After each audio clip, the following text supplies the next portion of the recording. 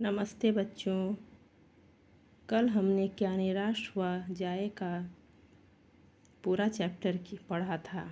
तो आज हम इस चैप्टर के प्रश्न उत्तर देख लेते हैं। पहला प्रश्न है, लेखक ने स्वीकार किया है कि लोगों ने उन्हें भी धोखा दिया है, फिर भी वह निराश नहीं है। आपके विचार से इस बात का क्या कारण हो सकता है? तो इसका उत्तर है, लेखक ने अपने व्यक्तिगत जीवन के बारे में लिखा है कि उन्होंने भी धोखे खाए हैं, लेकिन बहुत कम जगहों पर। अगर वे लोगों के द्वारा धोखे को याद रखते हैं तो उसका किसी के ऊपर विश्वास करना मुश्किल हो जाएगा। ऐसा नहीं है कि लोगों ने उनकी सहायता नहीं की है।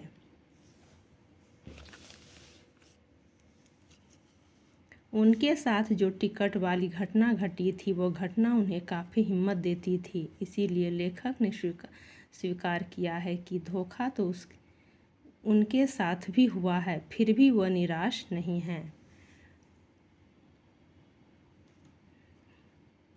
अगला प्रश्न है, दोषों का पर्दाफाश करना कब बुरा रूप ले सकता है?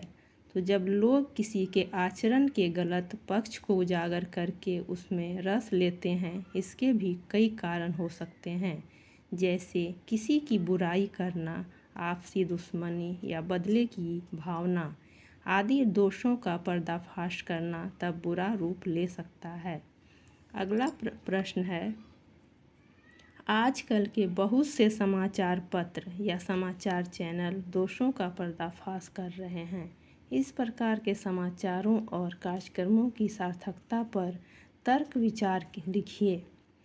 तो इसका उत्तर होगा, आजकल के बहुत से समाचार पत्र या समाचार चैनल दोषों का पर्दाफाश करने में लगे हुए हैं।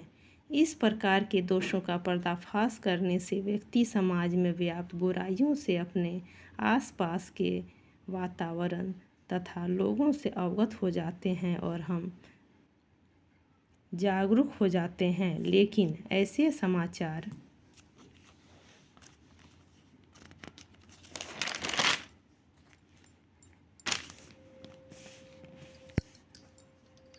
और कार्यक्रमों की सार्थकता तभी सही साबित होगी जब बिना किसी स्वार्थ यानी टीआरपी बढ़ाने के उद्देश्य या अपना कोई फ़ायदा को नहीं देखते हुए समाज के फायदे के लिए काम किया जाए।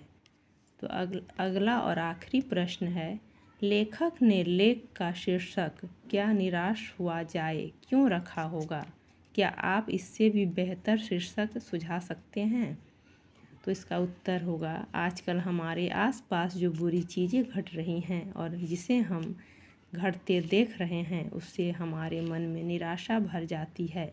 लेकिन लेखक ने हमें अच्छी चीज़ों को याद रखने की सलाह दी है और बुरी चीज़ों को भूलने की, जिससे हम जीवन में कभी निराश नहीं हो। इसीलिए इस निबंध का शीर्षक निराशा से आशा भी रख सकते हैं।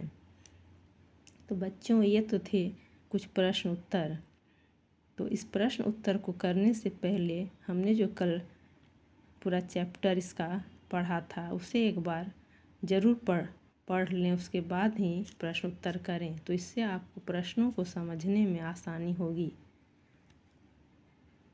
तो अगर आप हमारे चैनल पर नए हैं तो चैनल को लाइक करें, सब्सक्राइब करें और अपने दोस्तों को शेयर करें।